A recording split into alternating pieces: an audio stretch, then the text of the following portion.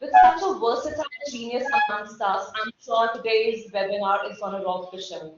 So before I invite our Reverend Keynote speaker, I need to update all the worthy participants that after the address of Dr. Pankaj Mittal, the webinar will be open to a Q&A round that will be chaired by 4 panel members, Dr. Pankaj herself, Dr. V.K. Ratan, Dr. Vijay Shirgurkar, and Dr. Subhash Brahmbar, who's the ex-president AICP.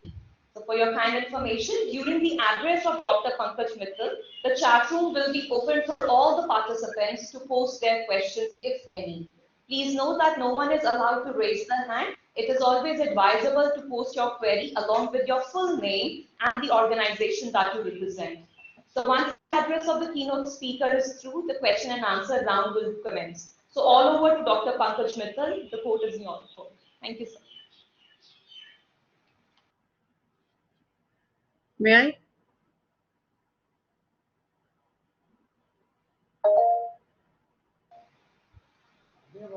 Ma'am, you need to be a little louder.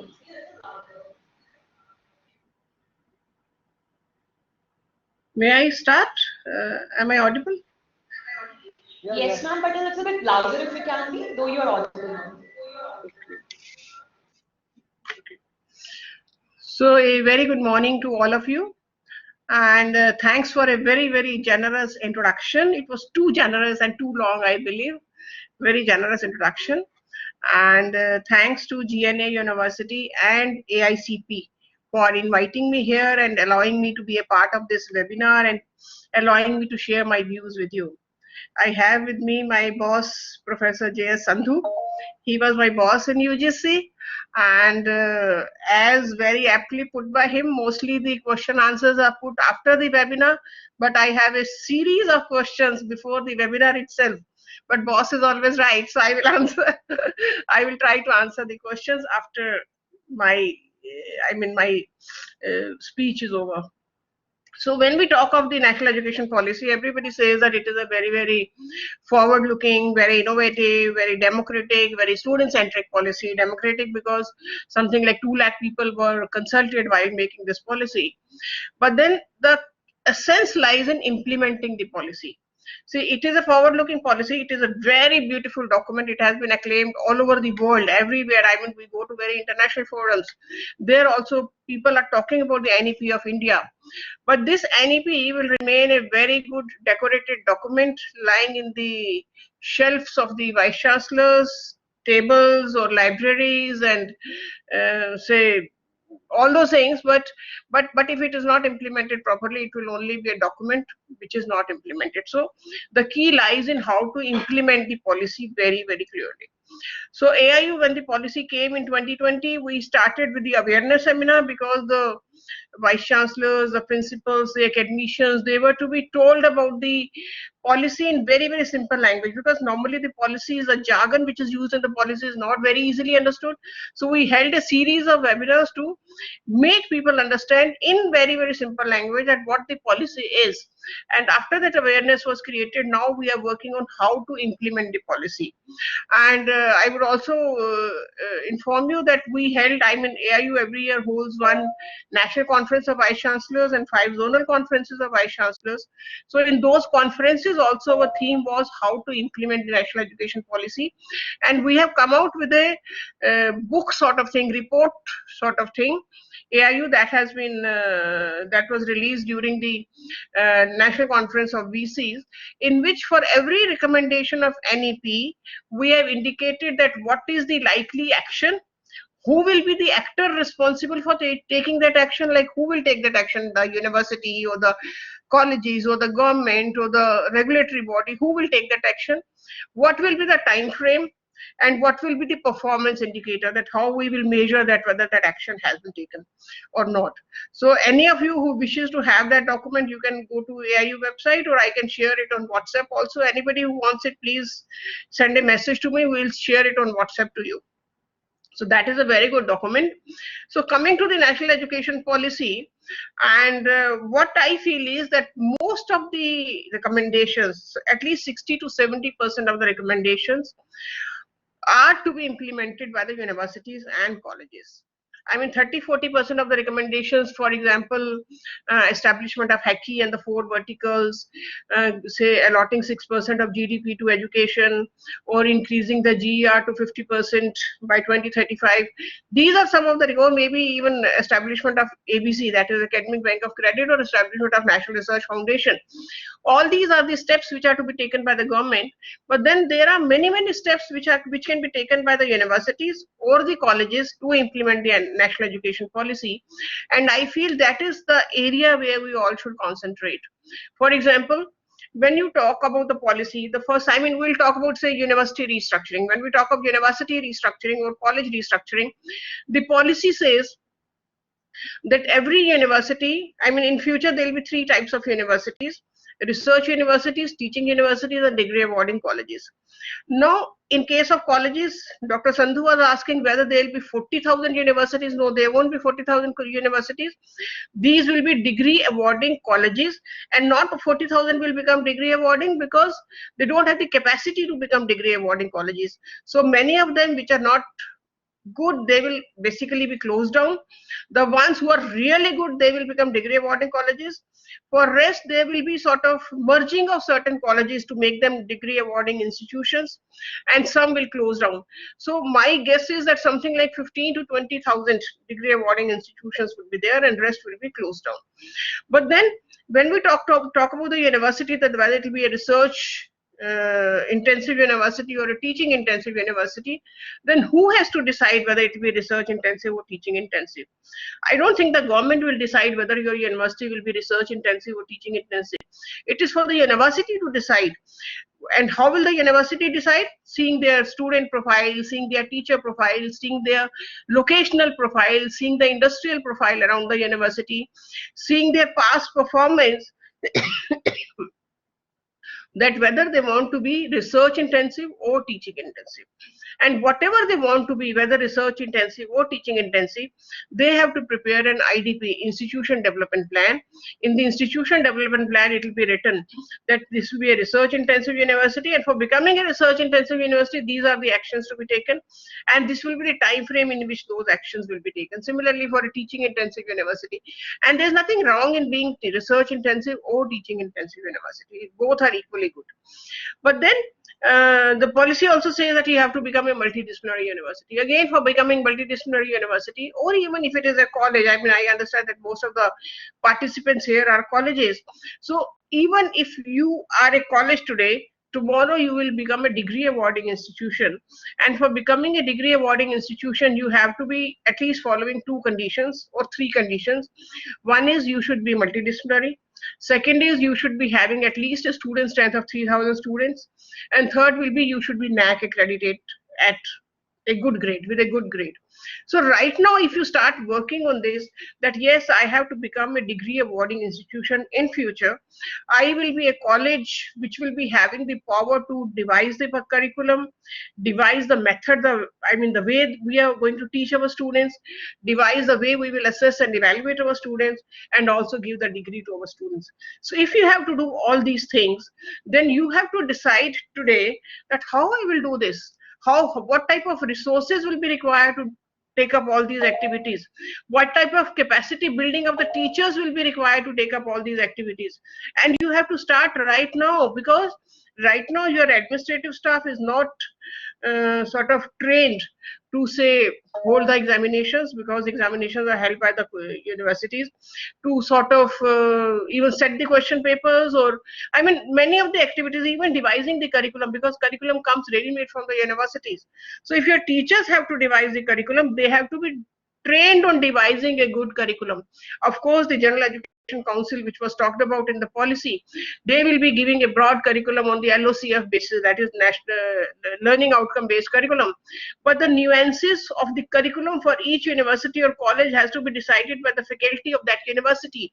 So the faculty has to be trained for curriculum formulation, because curriculum formulation is not a easy job. If you really have to make a learning outcome based curriculum, that is the outcome, I mean what the student would be knowing after going through that particular program or a particular course has to be decided by you.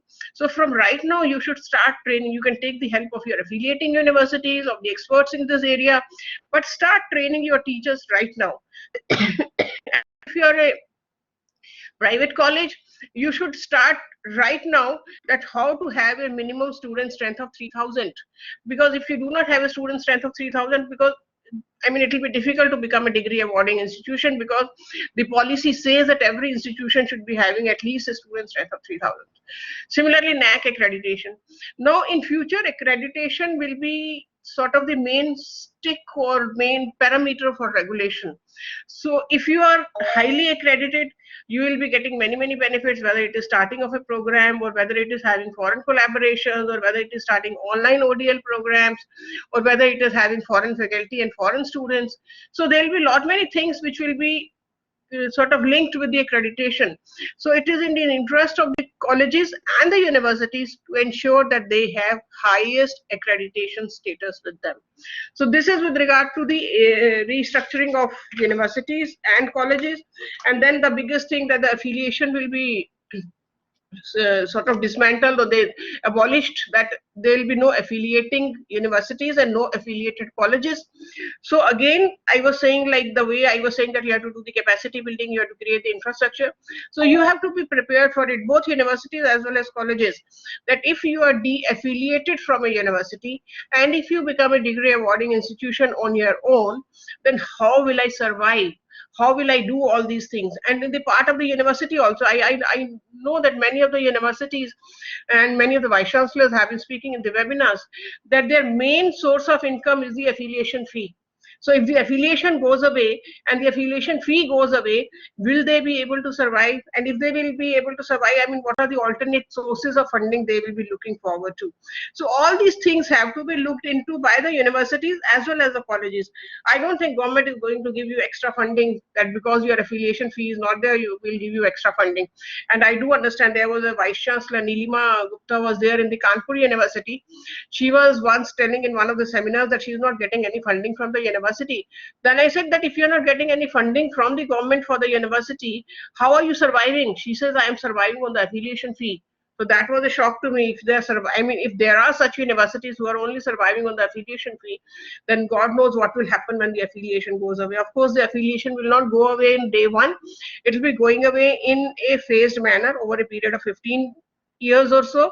And in the part one, I mean, in the first phase, the colleges which are, say, colleges with potential for excellence, the autonomous colleges with the highest grade, they will be de-affiliated, they will become autonomous, they will become degree awarding institution. And slowly it will be the responsibility of the university to prepare their colleges so that they become de-affiliated, independent, autonomous colleges who have the privilege of having their own curriculum, having their own method of teaching, having their own assessment and evaluation rules, and granting their own degrees. So that will be there. Now we come to restructuring of programs. Now the policy says that there will be 4-year program, there will also be a 3-year program. But then it is also very clearly mentioned that after a 4-year program, the masters will be 1 year, but after a 3-year program, the masters will be 2 years. So both the programs can continue, but the policy, I mean, if you want to say, when the policy talks about 64 kala sampurna education, 64 kalas. So when they talk of 64 kalas, they don't mean dance, music, painting. Because 64 kalas in our ancient times also included astronomy, it included physics, it included chemistry, it included medical science, it included all these disciplines, economics, commerce, political science, everything. So 64 kala sampurna education means that a holistic education is given to the student, and the student understands that what is happening, not only in the discipline in which he or she is studying, but also otherwise also, because in the society, when you work, you have to work in a multidisciplinary manner. So that is there in the policy. But then teaching pedagogy is something which we should lay emphasis on. See, right now in our universities or colleges, the way we teach, we promote rote learning. Because whenever, like when I was vice chancellor also, I used to go to the classrooms very often to see how our teachers are teaching. And invariably I saw the teacher with the book in the hand and the students were sitting there and just listening to the teacher. It was almost a one-way interaction. The teacher was not having any eye contact with the students because the eye contact was with the books or the notes he was reading. So that type of education, the policy also says, is not going to do any good to the students, because the students should be taught in a manner so that it improves the creativity, curiosity, problem solving techniques, application oriented study. I mean, it should in logic, reasoning, all that should be there when you are teaching the student. So the policy is promoting flipped classroom model.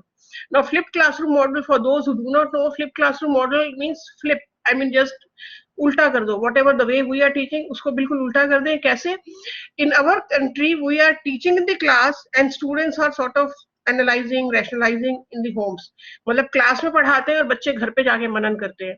पर in foreign countries what happens is, बच्चे घर से पढ़ के आते हैं और class में मनन करते हैं, because all the audios, videos, texts, they are given to the student in advance, and in the class what happens, only the discussions, problem solving, application part of that particular knowledge which he has gained in the studies. So how we can implement it? We can implement it like either the teachers can make their own videos, but otherwise UGC was running a program called EPG Pathshala, in which there are 25 or 28,000 videos of curriculum based videos for the PG subjects in various subjects. Similarly, CEC prepared UG, I mean undergraduate based curriculum. NPTEL is having engineering based curriculum. So many curriculum based videos are already there. So the students have to be given the link of those videos, and the students have to be told that you study this and come to the class, and in the class only the discussions will happen. So when this flipped classroom type of education happens, then again the students learn better, they understand better, they rationalize better, they reason better. So therefore it is important that we change our way of teaching, and that is very strongly indicated in the national education policy. But again, the universities and colleges have to take a call at their own level.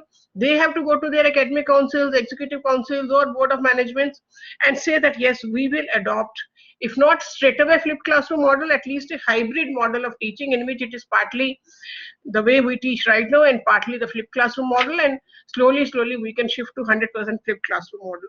Similarly, assessment and evaluation. Most of our assessment and evaluation is 3-hour examination at the end of the semester. Now, is this the right way of teaching, or is this the right way of assessing the student? And you all have seen that during this pandemic, how difficult it was to conduct that 3-hour examination.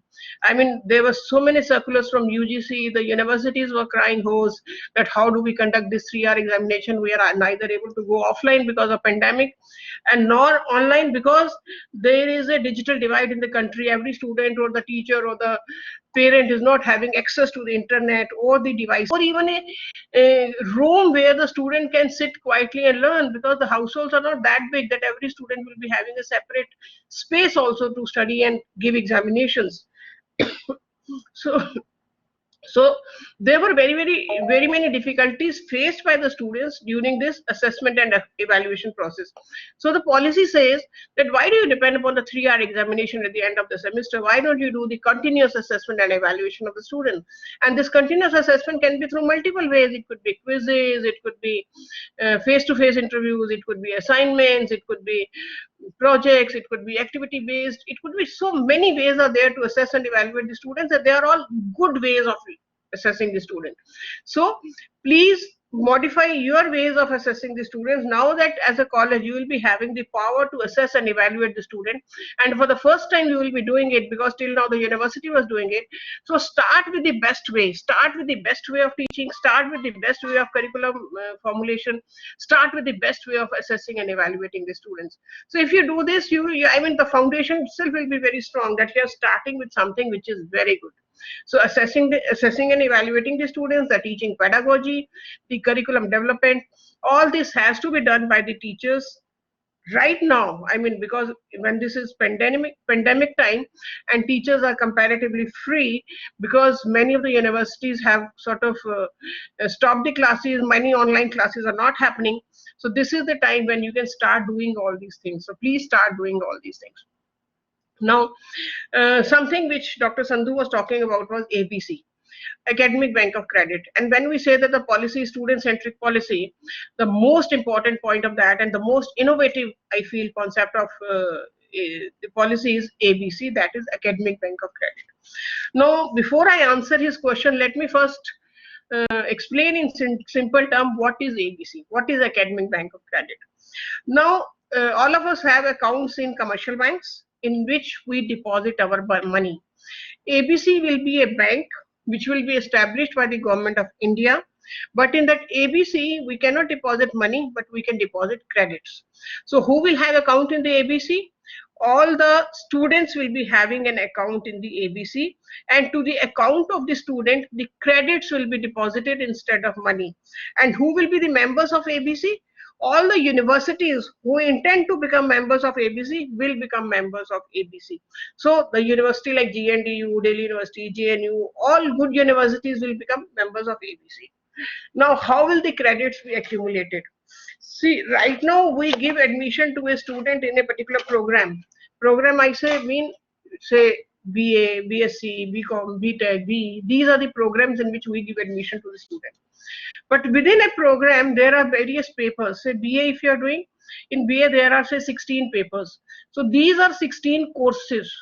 So the student is given admission to the 16 courses in one go. Means the student is given admission to a program where the student has to do all the 16 courses or all the 16 papers from the same university.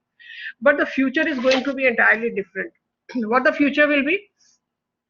In future, you will of course continue giving admission in a particular program, but you will also give admission in a particular course. Means admission in one paper will also be allowed.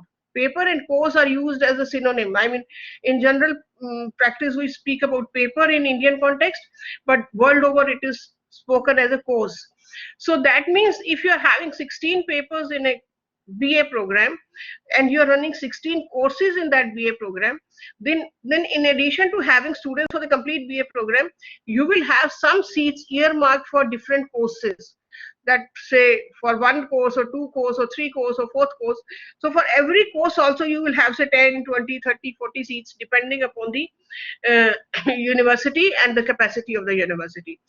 And then I also understand that the student will take admission in those courses also. I mean, there will be two routes of getting a degree. One will be the regular route in which you get a degree right now. One will be the ABC route. So the students who are wanting to come from the ABC route, they will not take admission in any program. They will take admission in one course, say 2 courses from JNU, 3 courses from GNDU, 4 courses from Delhi University, 5 courses from Hyderabad University.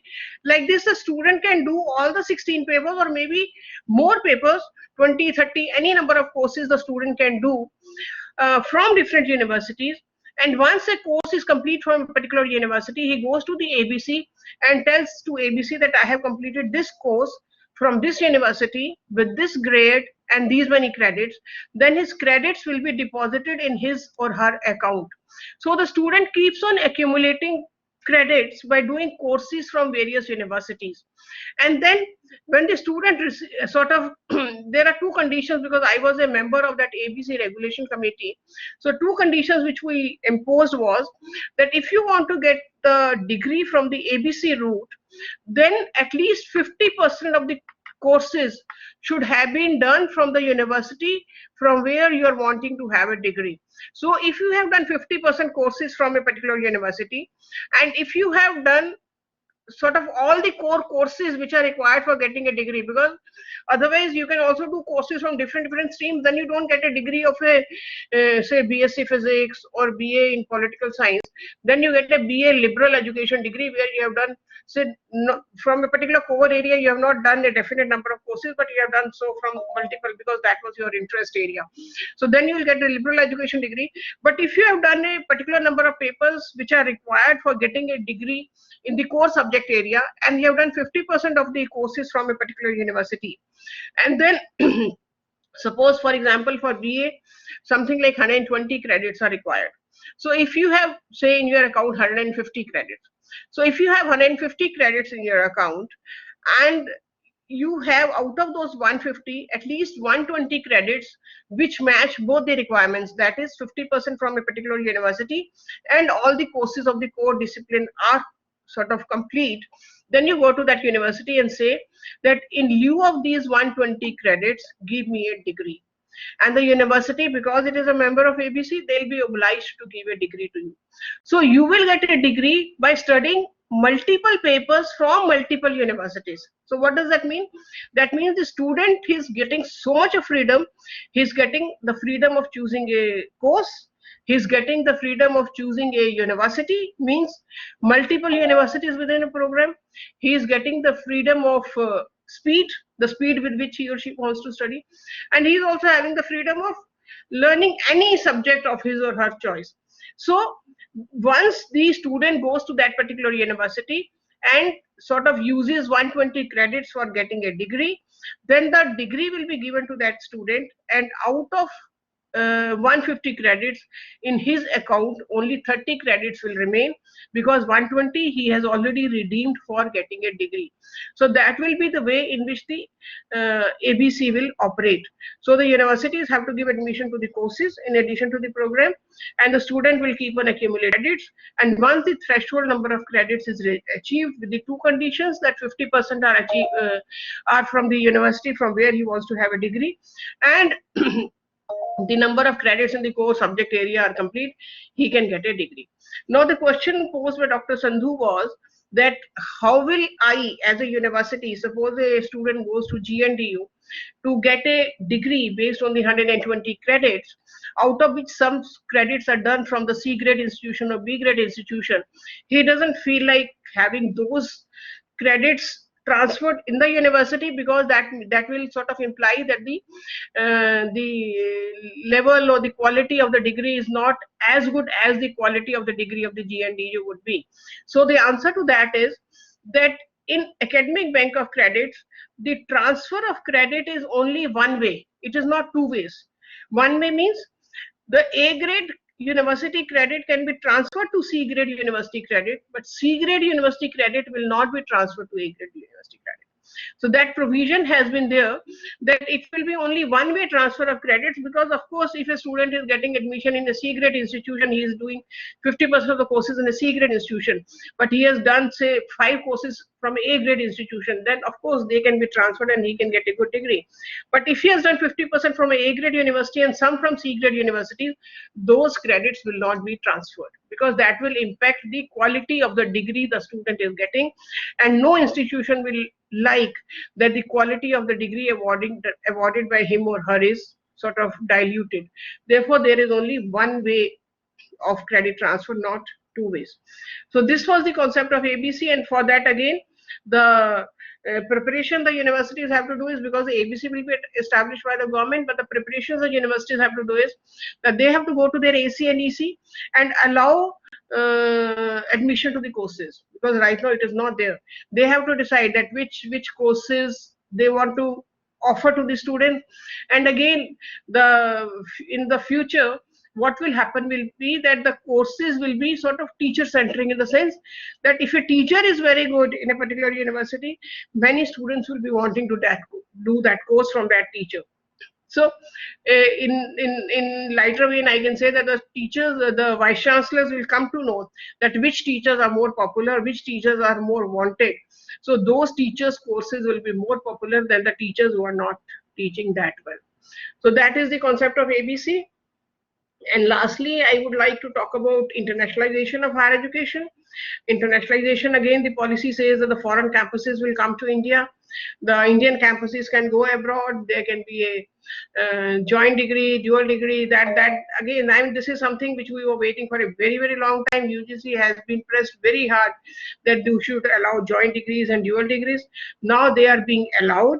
And the regulations for that also were again on the UGC website, for which the comments were sought from many, many people.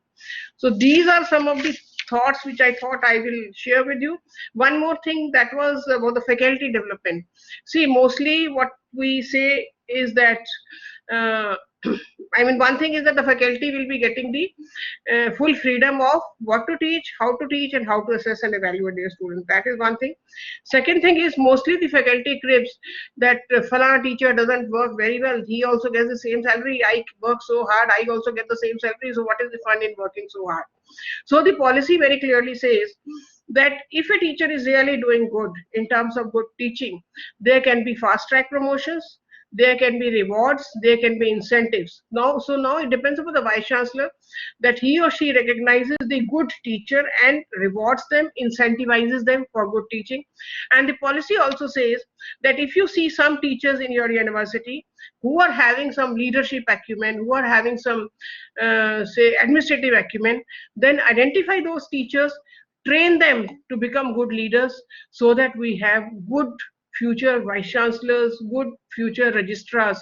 So the training of the good teachers in leadership qualities is also the responsibility of the universities.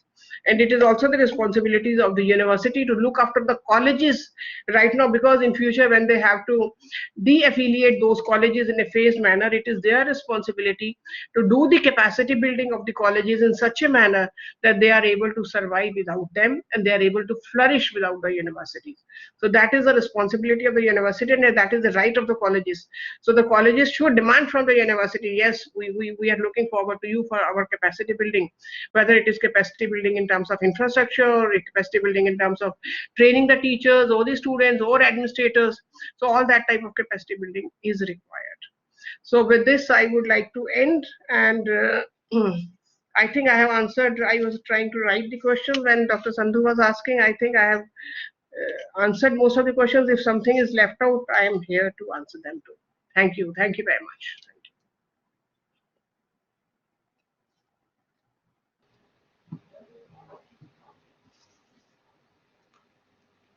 Gratitude, ma'am. I must say an investment in the right knowledge always pays the best interest. So heading forward with the question and answer session, ma'am, while you were delivering your talk, there were so many questions which I've jotted it down. So I'm beginning up with the first question that has been posed by Dr. Ajay Sareen. The question is, what's the difference between an autonomous college and a degree providing college? That is what he needs to know. See, in future, the degree awarding status will be given only to the autonomous college. Right now, autonomous college is one which can devise its own curriculum, which can uh, conduct its own examination, but cannot award a degree because as per UGC Act, the degree awarding power rests only with the universities. So when this new policy comes, then all those autonomous colleges who have so far been developing the curriculum, also teaching, assessing, evaluating the students, but were not able to award the degree, they will be given the right to award the degrees. So in a sense, autonomous colleges in future will become degree awarding colleges. We have another question by Dr. Karuna Karan. The question is whether GO or policy document is released for the conversion of the existing autonomous institution in Type 2 university. If not, then when it is expected? See, the policy says that there will be three types of institutions: research intensive, teaching intensive, and degree awarding institutions. So initially they will become degree awarding institutions, and slowly they can graduate to, say, teaching intensive universities. And not only teaching intensive, in times to come they can also graduate to research intensive universities. So in my opinion, there will be a possibility of every college becoming a research intensive university in future. And that future will be how far off, that depends upon the college, that how fast they grow up, because we have seen that there are many deemed universities who were colleges in previously, but now they all are universities. Similarly, so colleges, once they will become degree awarding institution, then they will graduate to teaching intensive universities and then research intensive universities, depending upon the profile of the college and depending upon how much they want to grow.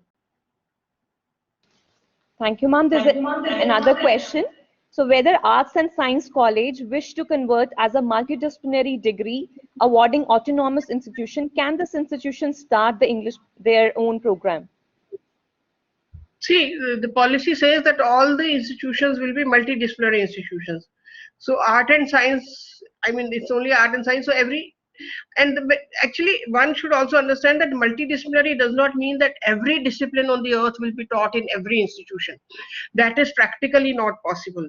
So one institution cannot be having medical, engineering, architecture, sciences, humanities, social sciences, and say aviation also. So every institution cannot have everything, but it has to be, maybe the guideline will come from the UGC saying what multidisciplinary means two faculties, three faculties, four faculties, how many programs, how many departments. That maybe there will be a guideline, but in my opinion there should be at least three to four faculties and departments within those faculties, so that the student has the choice to learn whatever he or she wants to learn. So multidisciplinary will be, I mean, it cannot be only arts or only science or only arts and science. It has to be art, commerce, science, and maybe something more also. So the multidisciplinary will mean many disciplines within an institution.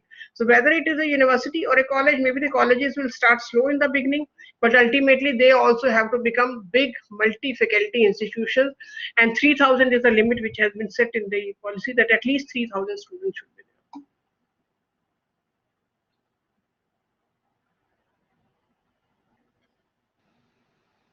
Ma'am, further there's another question. The professor needs to have clarity on the foreign university tie-ups and the twinning or the dual programs. So these are two different things. One is having foreign universities in India means the top 100 universities of the world as per World University rankings, they will be allowed to set up their campuses in India. So now once these universities set up their campuses in India, it will be good for our universities, because some of the universities are afraid that many of our good institutions, good students will go to these universities. Maybe that is there, but then those universities will be so expensive that not every institution, every student will be going there. But the benefit for our universities will be that we can do a lot of foreign collaboration, because the universities will be on our soil. So we can do a lot of foreign collaboration. We can have faculty from that institution to teach in our institution. We can have an interaction between the students. We can have research collaborations. So many collaborations can be there. So that benefit will be there to the Indian universities once foreign universities set up their campuses here. And then having a twinning program, of course, that will also be easier. Then dual degree programs and joint degrees, it can be with the universities, I mean foreign universities who are on Indian soil, and it can also be with the foreign universities who are on the foreign soil also. So it can be on both the things. Like it can be for both, I mean it is a joint program with a foreign university, whether that foreign university is on Indian soil or outside, it doesn't matter. So these are two separate things. Joint degrees can be there, but foreign universities, if they want to set up their campuses in Indian soil, they have to come here and then set up their campuses.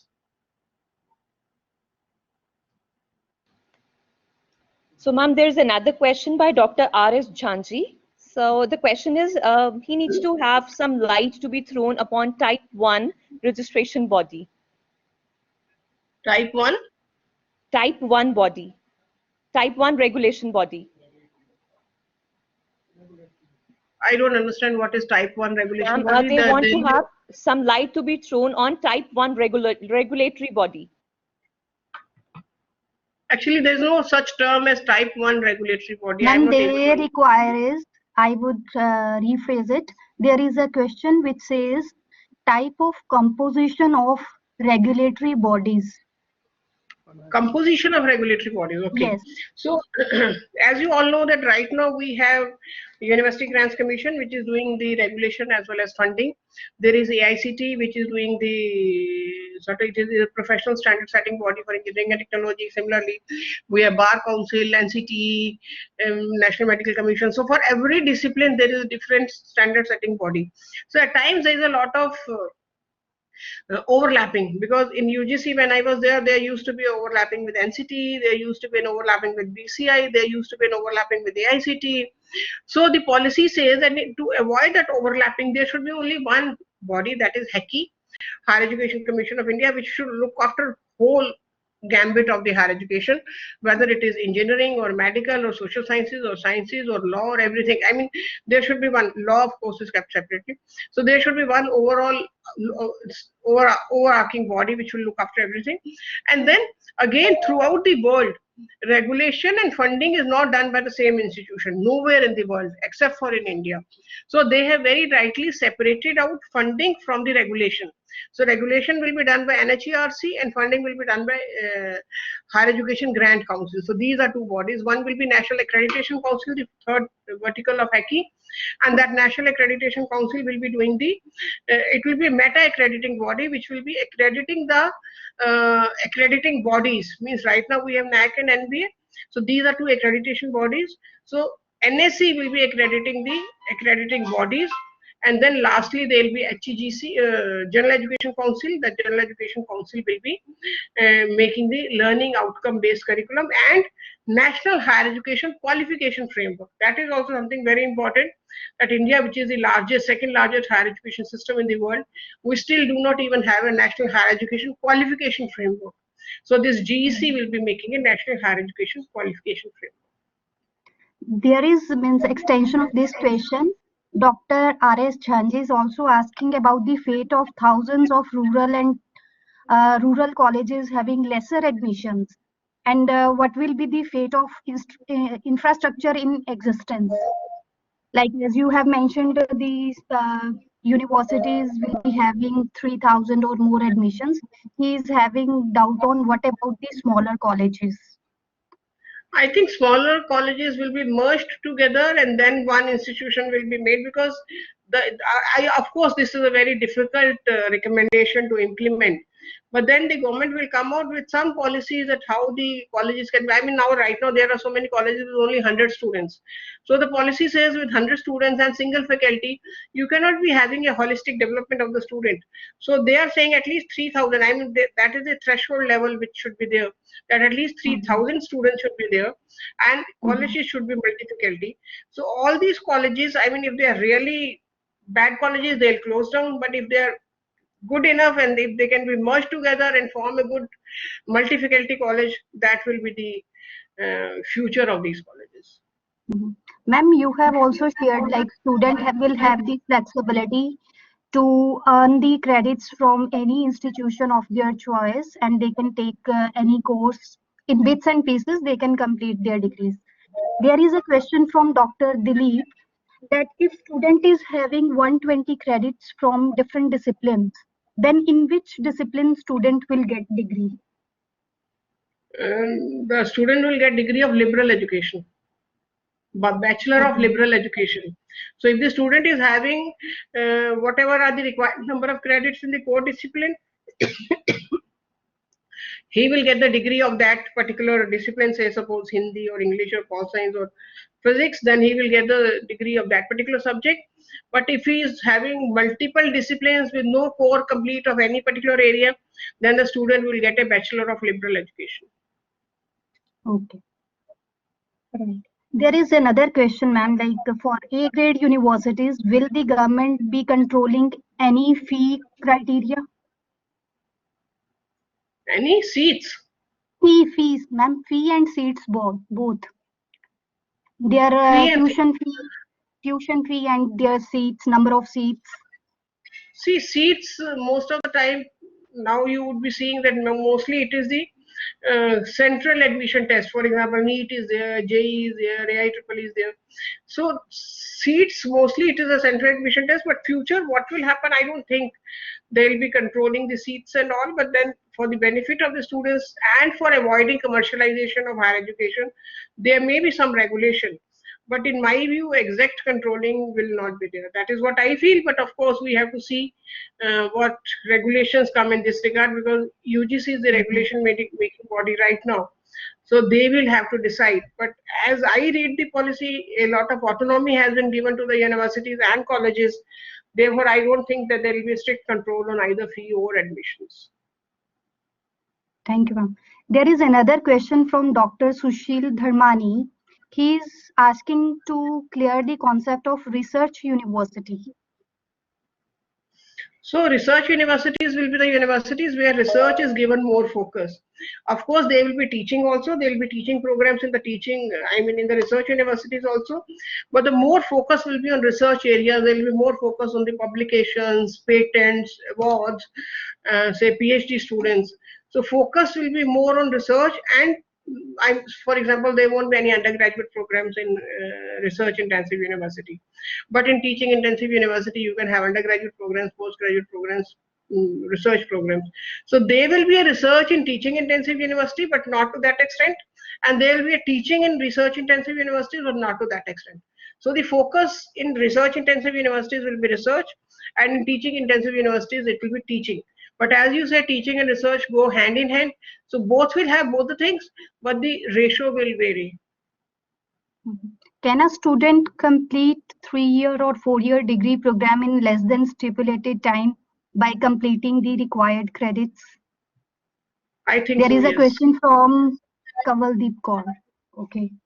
Yes, I think so, because in future, the degrees will not be given on the basis of number of years or duration. It will be based on the number of credits you complete. So in AIU also, like when a mandate is given to AIU to give equivalence of foreign degrees with the Indian degrees. So far we were adopting the duration approach, that the duration should be same. But now we are adopting the credit approach, that if the credits are complete, we give the equivalence. And that has been approved by the Government of India also. So in future for degrees also, there will be a fast track provision for getting the degrees. If there's an intelligent student, he is able to do the credits faster, he or she will be able to get the degree faster. So is there like timeline when the UGC will issue instructions to the universities about the implementation of the policy? There is a question from Mr. Implementation of Pankaj. the policy, the UGC government, everybody is saying start implementing the policy. You don't have to get a green signal for implementing the policy. It depends upon which recommendation you are talking about. There are recommendations for which government directives are required, but then there are many recommendations for which no government directive is required because the policy is already out. So you can start implementing the policy right away. Right. There is one question from Neena Sethi. She is asking, there will be more than one accreditation agency as per NEP. Will there be any guideline or freedom for higher education institution to choose agency? I think so, because there will be, see, in future, as I told you, accreditation will be the new normal for regulation. So when accreditation is the new normal for regulation, and then there will be many program-wise accreditations which will be there, because once ABC is there, the program-wise accreditation or maybe the course-wise accreditation is also there. So I don't think that there will be a limitation that this particular institution should go to this particular agency. You can go to any agency which is approved by the National Accreditation Council. So is it required choice-based credit system to be uniform in all the universities? Because at present, all the universities are following their own credit system.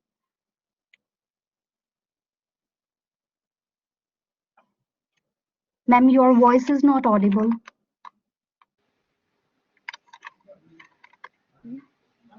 Is it okay? Yes, it's fine now. I'm saying the government has made a committee called to evolve national credit framework. So that national credit framework is defining the credit, that what an Indian credit will be, how many hours of classroom teaching, how many hours of, say, home learning will be required, what will be the number, how many hours for practical and how many hours for theory, and what will be the grading system. So that report is about to come. I was a member of that committee, and that will be a national credit framework for India. But of course, because the policy talks about autonomy to the universities, so I suppose there will be autonomy given to the institution. But whenever there is a question, I mean, if the universities want to adopt a different credit scheme, then when it has to be equated with the international credits, it has to be first equated with the national credit framework and then go to the international forum. So one national credit framework is coming. I mean, it is in pipeline. Ma'am, there is a question from Dr. Karunakaran on what will be the status of polytechnic colleges in future. Polytechnics are right now also awarding the diplomas. I think they will continue awarding the diplomas. Right. And few are having apprehensions on the vacant positions in the institutions and how these can hamper the implementation of NEP 2020. See, for implementing NEP, we need teachers and good teachers. So the vacant positions have to be filled up. Government has to give funding to fill up the vacant positions. So with vacant positions, we cannot be implementing NEP. So that is something very, very important. We have to fill up all the vacant positions, and that too with good teachers if we really want to implement the NEP in letter and spirit. Right, ma'am. Sometimes there is a challenge to find the right talent too. Yes. These are, I think, all the questions are done. Few are asking about like, if is it possible to keep the undergraduate programs with the colleges only? I think it will remain with both the degree awarding institutions as well as with the teaching intensive universities. So because the colleges will in any case become degree awarding, so there is no question of college in future. It will be degree awarding institutions. So will there be any relaxation in strength in purely girls institutions? That I will not be able to tell because that is a policy which the government has to see. So maybe yes, maybe no, but I cannot take a call on that because it depends upon the government what they decide. And one question is from Mr. Ajay about the status of the private universities which are not accredited yet. See, in future, I think all the universities have to be accredited. So the accreditation will be made mandatory. It is already mandatory, but it is not implemented in that manner. So accreditation will become one of the mandatory conditions even for existing, even for sort of giving the degree. So every institution has to become an accredited institution if they want to survive. So that has to be there. Right, then. Thank you. I think we are done with all the queries. Thank you. Thank you very much. And over thanks to for Dr. inviting Disha. me. Yeah, over to Dr. Disha. Thanks a ton, Dr. Mittal. Thanks a ton, Dr. Pankaj Mittal. I'm sure all the queries that have been raised by various principals and the professors from the different universities, they have been well addressed by you. So your versatile genius has been fully passed on to all of us. And we're really thankful that the NEP 2020 has been fully transpired to us in full letter and spirit. Thank you, ma'am.